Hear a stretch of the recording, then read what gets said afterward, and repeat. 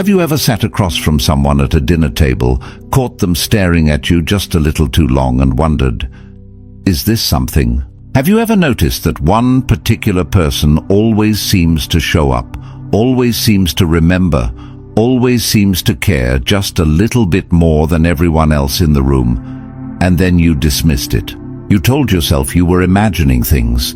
You convinced yourself that you were reading too much into small moments because you wanted them to mean something. But what if you weren't imagining it? What if love, real, deep, slow-burning love, was already quietly building right in front of you, and you simply didn't have the vocabulary to recognize it? Here's something that most people don't talk about openly. Falling in love rarely looks like the movies. It doesn't announce itself with dramatic confessions in the pouring rain or perfectly timed romantic gestures set against a beautiful sunset. Real love, the kind that actually lasts, tends to be quieter. It creeps in through the back door. It builds in whispers, not shouts. It lives in the small glances, the remembered details, the slightly too long hugs, the texts sent at odd hours just to say, "Hey, I was thinking about you." And because it's so quiet, so subtle, so easily disguised as friendship or coincidence, or just two people who happen to get along really well, most people miss it entirely until it's already undeniable. Today we are going to change that. In this video, we are going to break down 10 specific psychologically backed signs that someone is slowly falling in love with you. Not infatuation, not a crush, not surface-level attraction that disappears after a few weeks. We're talking about the deep, gradual, soul-level kind of falling in love that changes a person from the inside out. And here's why this matters. Understanding these signs isn't about playing games or trying to gain the upper hand in a relationship. It's about being emotionally literate enough to recognize something precious when it's happening. Because love, real love, deserves to be seen. It deserves to be acknowledged. And you deserve to know when someone's heart is quietly, steadily moving in your direction. So whether you're thinking about someone specific right now, and I think most of you are, or whether you're just genuinely curious about the psychology of love and human connection, stay with me, because by the time we get through all 10 of these signs, you're going to see relationships and people in an entirely new way. Let's get into it. Sign number 1. They remember everything. And I mean everything. Let's start with something that sounds simple, but is actually one of the most powerful indicators of developing love that psychology has ever identified: the way someone remembers you. Think about how many conversations you have in a week. Think about how many passing comments you make, how many little things you mention in passing, how many small preferences and random thoughts you scatter across your interactions with the people in your life. Now think about how many of those things the people in your life actually retain and act on. If you're being honest with yourself, the answer is probably not many. And that's not because the people in your life don't care about you. It's because the human brain is selective. We are wired to prioritize and retain information that feels important to us, and everything else gets filtered out. That filtering process is exactly why memory becomes such a profound indicator of love. When someone is falling in love with you, their brain literally begins to treat information about you as high-priority data. Psychologists who study attachment and romantic bonding have noted that as emotional investment in another person grows, so does the brain's tendency to encode and retain details about that person. It's not a conscious decision. It's not something they're doing strategically to impress you. Their brain is simply treating you as more important than everything else, and that importance shows up in what they remember. So what does this actually look like in practice? It looks like someone who, 3 weeks after a casual conversation, brings up something you mentioned and asks how it turned out. It looks like someone who remembers not just your birthday, but the little details surrounding it. Like the fact that you always spend your birthday with your grandmother, or that you have complicated feelings about celebrating at all. It looks like someone who remembers your coffee order, your food allergies, the name of your childhood best friend that you mentioned once, months ago, the band you said you loved when you were 16, the fear you admitted to once, slightly tipsy, that you've never really talked about again. It looks like someone who pays attention to you on a level that most people in your life simply do not. And here's what's crucial to understand. They're not doing this because they have an exceptional memory. They might actually have a terrible memory for everything else. They're doing it subconsciously, instinctively, because you have become important enough to them that their mind refuses to let details about you slip away. There's a beautiful phrase in psychology: we remember what we value. And when someone values you, truly, deeply, romantically values you, that value shows up in the texture of how they know you. If someone in your life makes you feel deeply, consistently known, pay attention to that. It is not an accident. It is not just friendliness.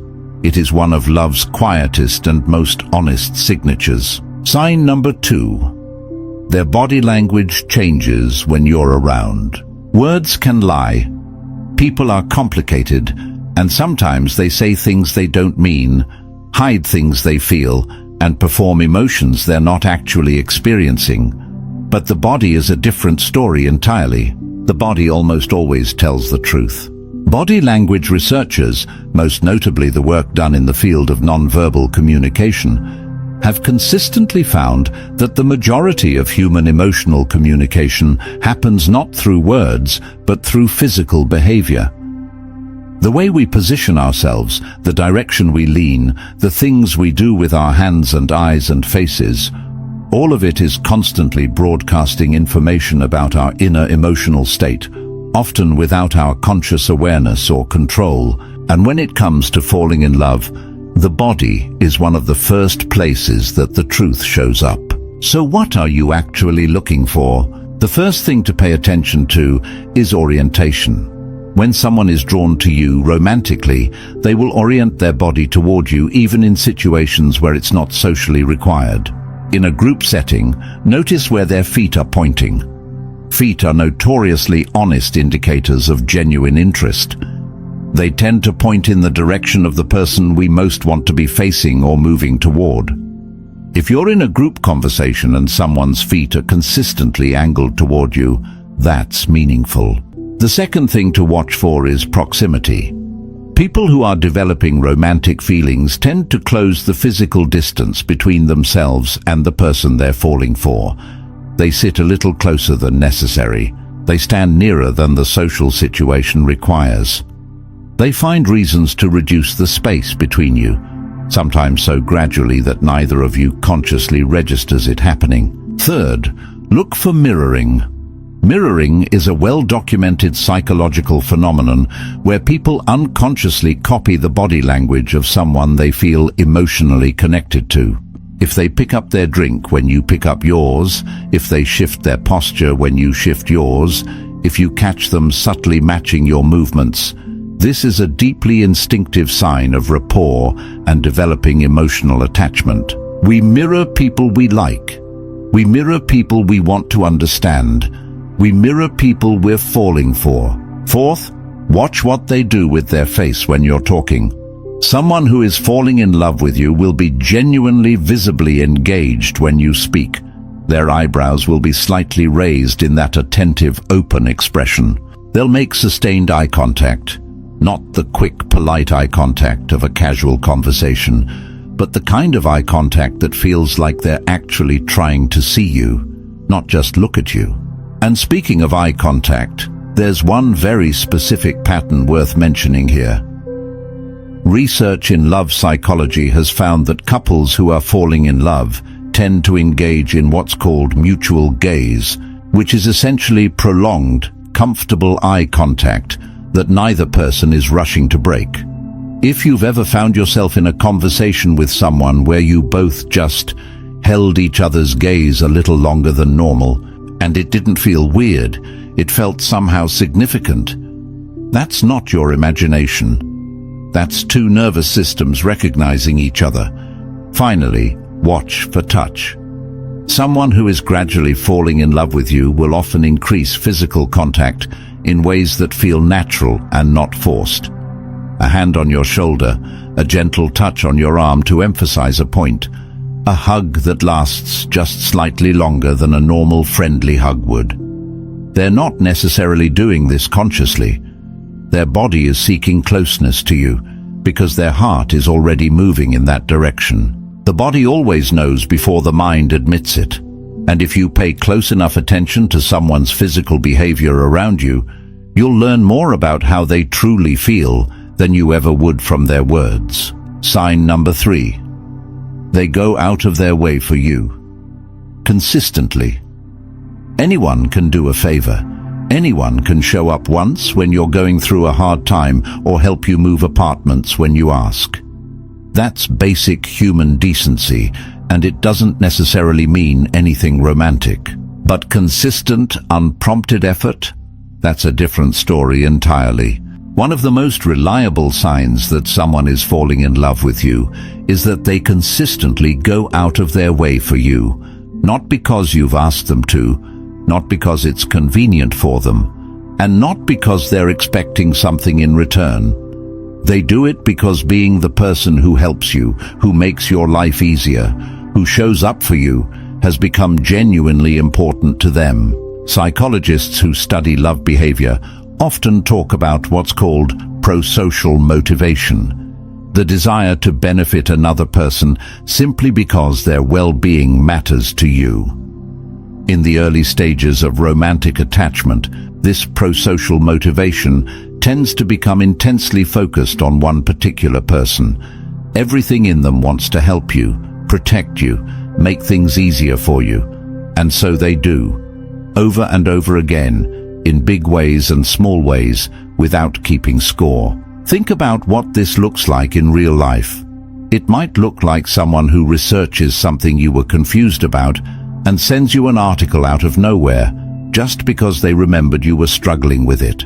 It might look like someone who offers to drive you somewhere that's 45 minutes out of their way and genuinely doesn't make a big deal out of it. It might look like someone who checks on you after something stressful you mentioned, even though they're busy, even though they had no obligation to follow up. The key word here is consistency, because anyone can have a good day and be extraordinarily generous once. But when someone consistently, repeatedly, and voluntarily makes your life better without expecting anything in return, that is not a coincidence. That is not just a generous personality. That is a heart that has decided, somewhere beneath the level of conscious thought, that your comfort and your happiness are worth their time and energy. There's also something important about the quality of effort, not just the quantity. Someone who is falling in love with you tends to notice what you actually need, not just what would be easy to provide. They pay enough attention to you to understand the specific kind of support that would be meaningful to you. And they offer that specific thing. That's not a friend being kind. That's someone who has been paying very close attention to who you are. If you have someone in your life who shows up for you this way, quietly, consistently, without fanfare, please don't take it for granted. That kind of effort is one of love's most genuine expressions, and it deserves to be recognized. Sign number 4. They're genuinely curious about your inner world. There's a vast difference between asking questions and being genuinely curious. Most people ask questions as a social reflex. It's polite, it keeps conversation moving, it signals that you're engaged. But genuine curiosity about another person is something much rarer, much deeper, and much more significant. When someone is falling in love with you, they develop an almost insatiable interest in your inner world. Not just the surface-level facts of your life, where you grew up, what you do for work, what you did last weekend, but the real stuff, the why behind your choices, the experiences that shaped you, the things you believe, the things you're afraid of, the things that make you laugh until you can't breathe, and the things that keep you up at night. They want to know you, not the version of you that you present to the world, but the actual you, complicated, contradictory, beautifully imperfect. This kind of curiosity shows up in a very specific way in conversation. Instead of skimming across the surface of topics, they go deeper. They ask follow-up questions. They circle back to things you said earlier. They notice when something you said seems significant, and they gently explore it rather than letting it pass. They create the kind of conversational environment where you feel safe enough to be honest, because they're not just waiting for their turn to talk. They're actually listening, actually absorbing, actually interested in what you have to say. Psychologist Arthur Aaron, who has done groundbreaking research on the development of romantic love and interpersonal closeness, found that one of the most reliable catalysts for developing emotional intimacy is what he called sustained, escalating, mutual self-disclosure. In plain language, the more two people share increasingly personal things with each other, and the more each person responds to that sharing with genuine interest and vulnerability of their own, the more rapidly and deeply emotional attachment develops. What this tells us is that curiosity isn't just a sign of falling in love. It's also a mechanism through which love develops. The more someone wants to know you, and the more they create space for you to be known, the deeper their emotional investment in you becomes. And here's what's particularly revealing. Notice what they're curious about. Someone who's just being friendly might ask about your job or your weekend plans, but someone who's falling in love with you will ask about your relationship with your parents. They'll want to know about the most formative experience of your childhood. They'll ask what your biggest regret is, and then they'll sit with your answer in a way that shows they're really thinking about it, really trying to understand. They're not collecting facts about you. They're trying to understand who you are, and that desire to truly understand another person is, at its core, one of love's defining characteristics. If someone makes you feel deeply seen and genuinely interesting, if their curiosity about you makes you feel like the most fascinating person in the room, even on your most ordinary days, that feeling is telling you something important. Sign number 5. They show you their vulnerability. Now we're getting into territory that many people don't immediately associate with falling in love, but which psychology consistently identifies as one of the most significant indicators of deep emotional attachment: vulnerability. Here's what you need to understand about vulnerability in the context of love. Most people, by the time they reach adulthood, have constructed pretty sophisticated emotional armor. They've learned, often through painful experience, that showing their true feelings and fears and weaknesses can be risky. People might judge them. People might take advantage of their openness. People might leave when they see the messy, complicated reality behind the polished presentation. So they protect themselves. They keep certain things private. They show the world a curated version of themselves and reserve the real, unguarded version for only the people they trust most. When someone is falling in love with you, they begin to lower that armor specifically around you, not because they've stopped caring about protection, but because the pull they feel toward you is strong enough to override their caution. Their desire for genuine connection with you starts to outweigh their fear of being seen. This might manifest as them telling you something they say they've never told anyone else. It might look like them admitting a fear or an insecurity that they normally keep very private. It might be them crying in front of you when they've told you they never cry. It might be sharing a dream or an ambition that feels too precious or too fragile to expose to casual scrutiny. The researcher and storyteller Brené Brown, whose work on vulnerability has become some of the most widely referenced in modern psychology and social science, has described vulnerability as the birthplace of love, belonging, and joy. Her research found that meaningful human connection is fundamentally impossible without the willingness to be vulnerable, because true connection requires being actually seen, and you can only be actually seen if you're willing to show your actual self. When someone shows you their vulnerability, they are making a profound statement. I trust you enough to let you see me. And when that vulnerability begins to emerge specifically around you, when you're the person they open up to, the person they feel safe enough to be real with, that's not coincidence or personality. That's attachment. That's their heart recognizing yours as a safe place to land.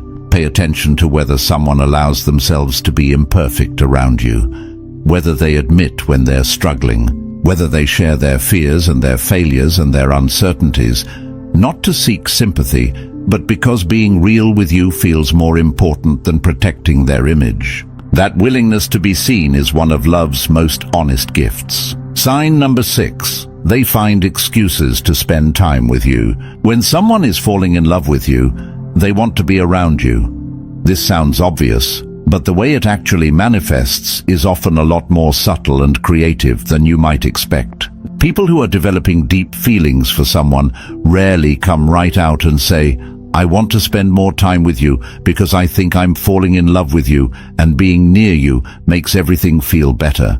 That level of direct honesty about emerging romantic feelings is actually pretty rare, particularly in the early stages when someone might not even fully understand what they're feeling themselves. Instead, what you'll see is a pattern of invented reasons, creative justifications, and elaborately casual pretexts for finding ways to be around you. They'll suggest grabbing coffee because they happen to be in your neighborhood, even though your neighborhood is not remotely near anything they normally frequent. They'll ask for your help with something that, let's be honest, they could probably figure out themselves. They'll invite you to things, events, outings, errands, not because they specifically need company, but because spending that time with you specifically is the actual point. They might also manufacture digital proximity when physical proximity isn't possible. They'll text you about something that doesn't really require a text. They'll send you an article or a meme that's tangentially related to something you discussed once, using it as an excuse to be in conversation with you again. They'll respond unusually quickly when you reach out to them because they've been hoping you would. Psychologists who study human bonding patterns describe this behavior in terms of what's called approach motivation, the instinctive tendency to move towards something that feels rewarding and positive. When someone is developing romantic feelings for you, your presence becomes intensely rewarding to them. Being near you, talking to you, sharing space with you produces what researchers describe as neurochemical rewards in the brain, including dopamine and oxytocin releases that make them feel genuinely good. Their approach motivation naturally increases, and they begin engineering opportunities to experience those rewards. But here's the thing that separates someone who's falling in love from someone who's just friendly: the quality of the time they want to spend with you. It's not just any time. They want real time, meaningful time, one-on-one time, time where they can actually talk to you, really look at you, really be with you. Group hangouts are fine, but notice whether they also engineer situations where it's just the two of you. Notice whether they seem more alive, more engaged, more fully present in your solo interactions than in group settings. And pay attention to whether they seem reluctant for the time together to end, whether they extend conversations that were supposed to be brief, whether they find reasons to linger just a little bit longer than necessary.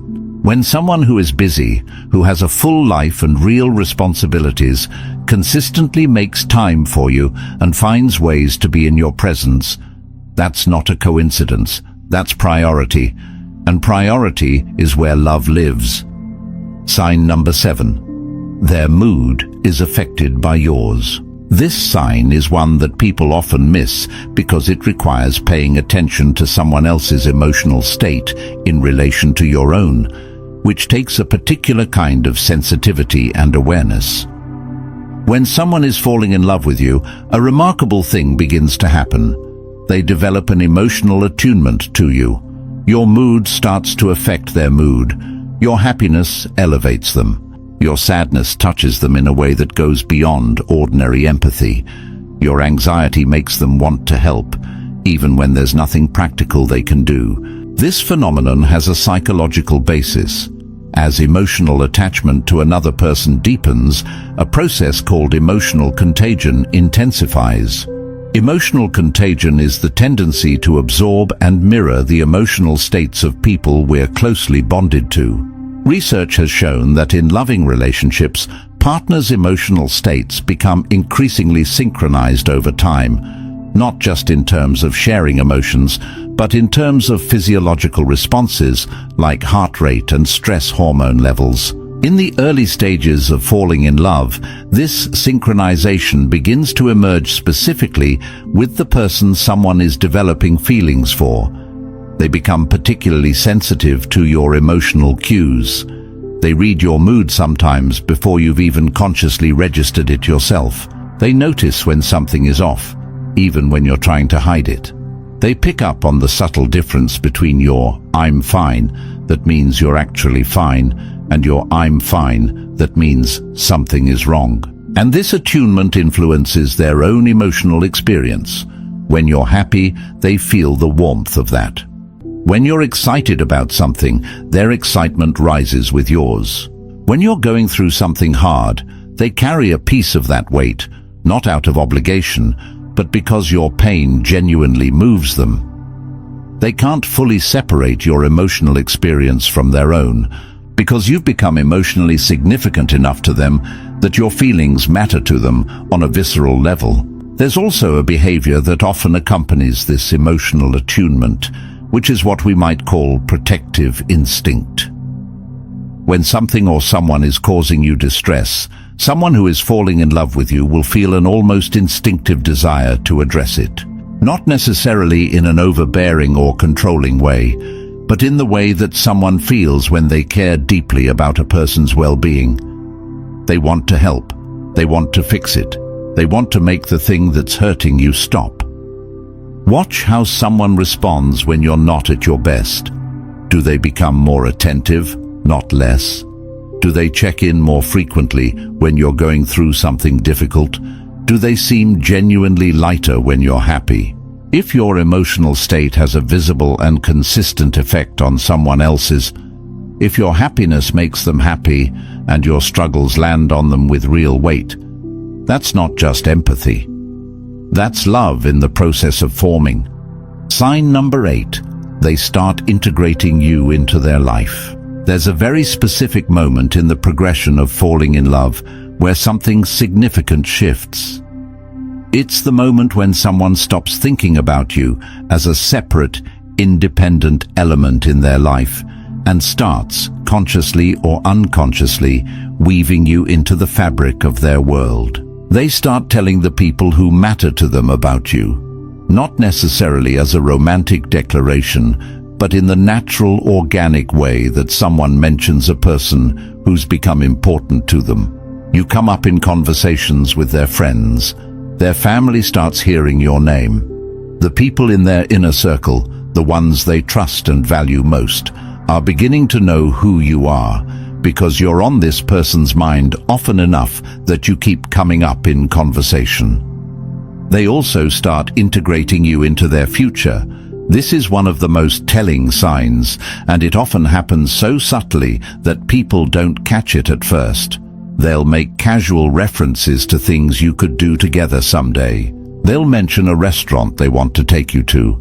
They'll talk about a concert or a trip or an experience in a way that casually includes you in the picture, as if your presence in their future is just assumed. They might also start sharing parts of their inner world with you, introducing you to their favorite music, their favorite films, the books that have meant something to them, the places that hold significance in their personal history. This is not just about shared interests. This is about invitation. They're letting you into the things they love, the things that made them who they are, because they want you to know that person, the real inner person, not just the external presentation. Psychologists who study how relationships develop describe this process as relationship integration, the gradual merging of two people's social, emotional, and experiential worlds. Research consistently shows that as romantic attachment deepens, people naturally begin to include each other in their broader life narrative. You stop being a chapter in their story and start feeling like a character who might be present for many chapters to come. There's also something important about how they respond to conversations about your future.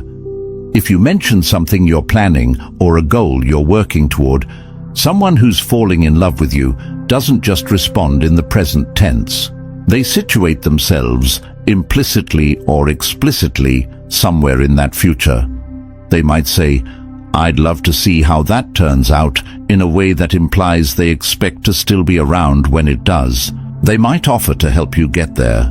They might express genuine enthusiasm for your plans in a way that goes beyond polite interest. Integration is significant because it requires something that infatuation alone doesn't produce: a sense of permanence. When someone is truly, slowly falling in love with you, they're not thinking about you as a temporary experience. They're thinking about you as someone who belongs in their life long term. And that sense of belonging begins to show up in very concrete, observable ways long before any formal declaration of love is ever made. Sign number 9. They become your biggest supporter. Think about the people in your life who are genuinely, wholeheartedly in your corner. Not the people who support you when it's easy or uncomplicated, but the ones who believe in you even when you're not sure you believe in yourself. The ones who remember your goals and ask about them. The ones who show up for your milestones and celebrate your wins with a warmth that feels almost more excited than your own. The ones who gently push back when you're being too hard on yourself and who challenge you to keep going when you feel like giving up. If one person comes to mind when you think about that, and if that person is also someone you've been noticing with growing significance, it's worth paying attention. When someone falls in love with you, their investment in your success, your happiness, and your growth becomes deeply personal. Not in an enmeshed or controlling way, but in the way that someone feels when another person's flourishing genuinely matters to them. They want you to succeed not because your success reflects well on them or because they want something in return, but because you matter to them on a fundamental level, and when you thrive, something in them rejoices. This shows up in very specific behaviors. They remember things you're working toward and ask about them, even when significant time has passed. They offer encouragement that feels genuine rather than performative, not just, "You've got this." Delivered reflexively, but thoughtful, specific support that shows they actually understand what you're pursuing and why it matters to you. They defend you in social situations where you might not be present to defend yourself. They advocate for you, sometimes quietly, sometimes loudly, but consistently. Psychologists describe this quality as what's known in relationship science as active constructive responding. The tendency to respond to a partner's or potential partner's positive news and achievements with genuine enthusiasm and engagement, rather than passive acknowledgement or deflection. Research has found that how people respond to each other's good news is actually one of the strongest predictors of relationship satisfaction and long-term attachment, even more predictive, in some studies, than how people respond to each other's bad news. Someone who is falling in love with you will light up for your wins, not perform enthusiasm for your wins, but genuinely, visibly light up. Your good news will become their good news. Your breakthroughs will feel like shared victories. Your growth will make them proud in a way that goes beyond what any ordinary friendship would produce. And there's a flip side to this that's equally important. They'll also be honest with you when honesty is what you need, even when encouragement would be easier. Because love isn't just cheerleading. It's caring enough about someone's actual well-being to sometimes say the harder thing, gently and with full respect for who they are. Someone who never challenges you doesn't truly believe in you. but someone who supports you and challenges you in equal measure, who wants you to be both happy and genuinely fulfilled. That person has your best interest at heart in a way that is inherently loving. Scene number 10. Something has changed, and they're not sure what it is. This final sign is perhaps the most human, the most tender, and in some ways the most telling of all. When someone is slowly falling in love with you, there often comes a point where they become aware that something has shifted, that the way they think about you, the way they feel when they're around you, the way you occupy space in their mind has become distinctly different from how they think about anyone else in their life. And frequently, they don't quite know what to do with this awareness. It shows up in subtle behavior changes that can seem almost confusing at first.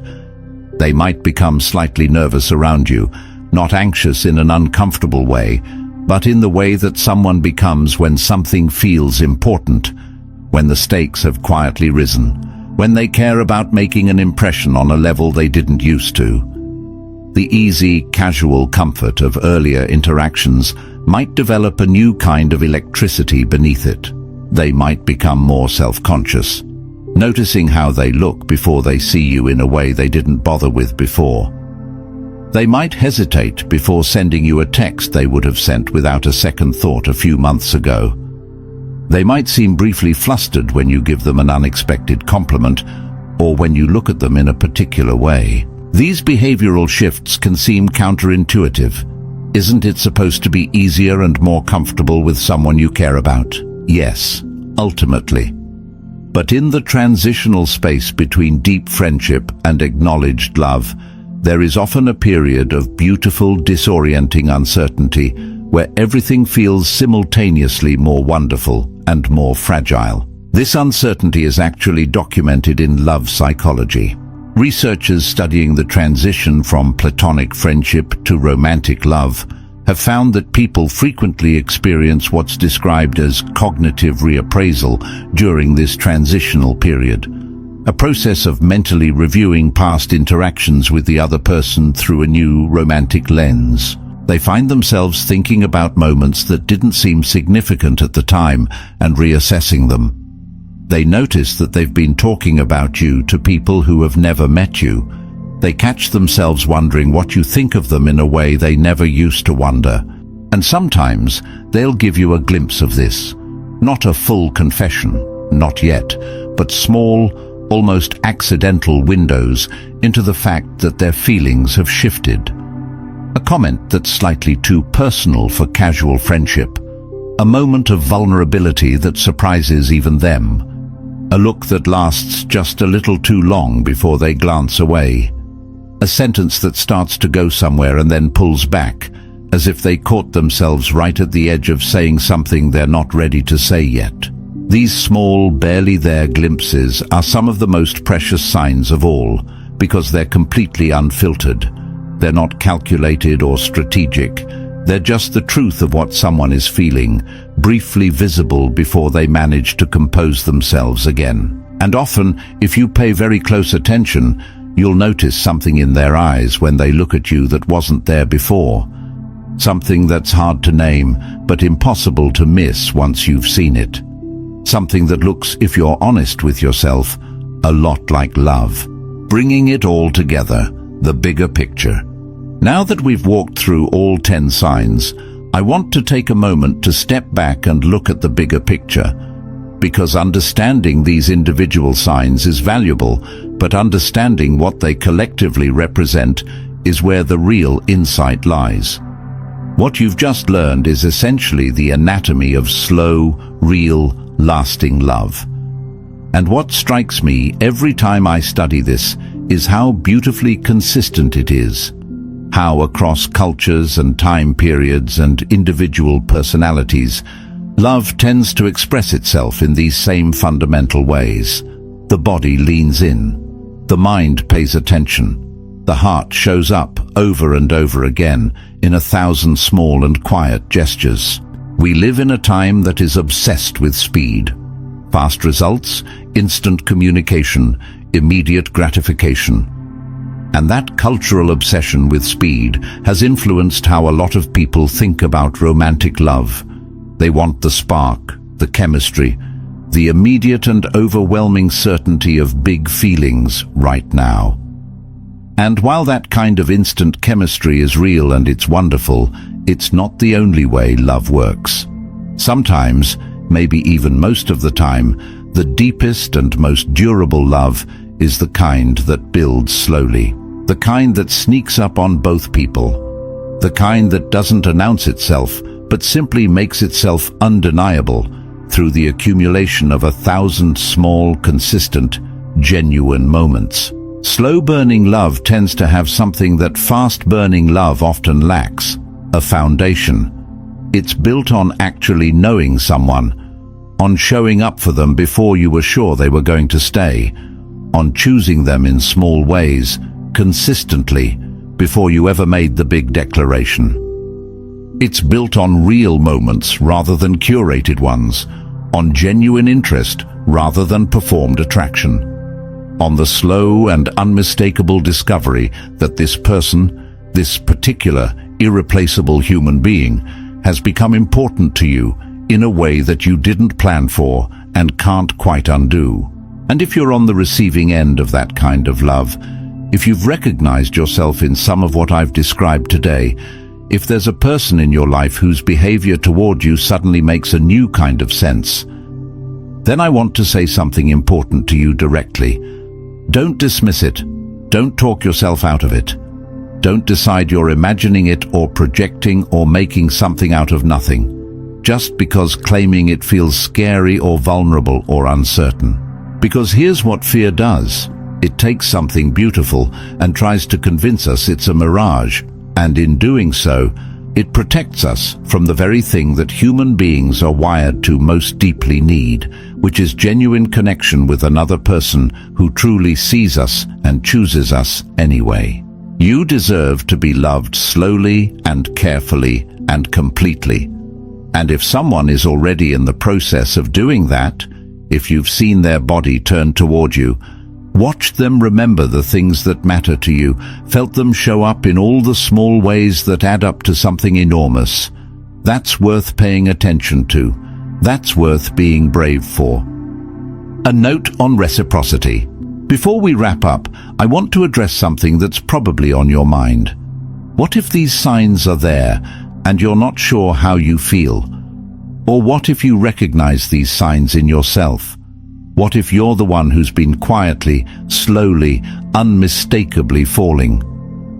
Love, even the slow and gradual kind, eventually reaches a point where it needs to be acknowledged. Not necessarily performed or declared in some grand gesture, but simply named, made real between two people who are both feeling it. And the beautiful thing about love that develops slowly is that the groundwork for that acknowledgement has already been laid. The trust is there. The knowing is there. The care and the history and the genuine connection are already present. What's needed is just the courage to say, I think something is happening here. I think you matter to me in a way that has surprised me. I think I'd like to find out where this goes, if you would too. That conversation is almost never as terrifying once it happens as it feels in the anticipation of it. Because when two people have been slowly falling in love with each other, there's often a sense of relief when it's finally said out loud. Like something that has been held very carefully, very quietly for a long time, is finally allowed to breathe. Love is one of the most extraordinary things that happens to human beings. Not the cinematic version of it, the perfectly lit, dramatically timed, soundtrack-backed version, but the real version. The one that builds in ordinary moments. The one that shows up in text messages and coffee orders and remembered details. The one that makes someone turn their body toward you without thinking about it. The one that keeps you in someone's thoughts, even when they're trying to focus on something else entirely. The 10 signs we've talked about today are all expressions of that real love. The kind that isn't performed, but simply lived, quietly and consistently, by a person whose heart is moving toward yours.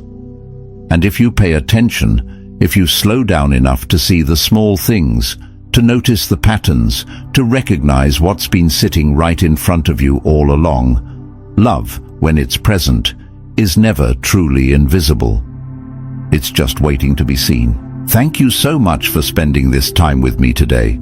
If any of this resonated with you, if it helped you see someone or something more clearly, I hope you'll carry that clarity forward, and that you'll have the courage to act on what you now understand. Love, after all, only truly becomes love when it's finally allowed to be known. Take care of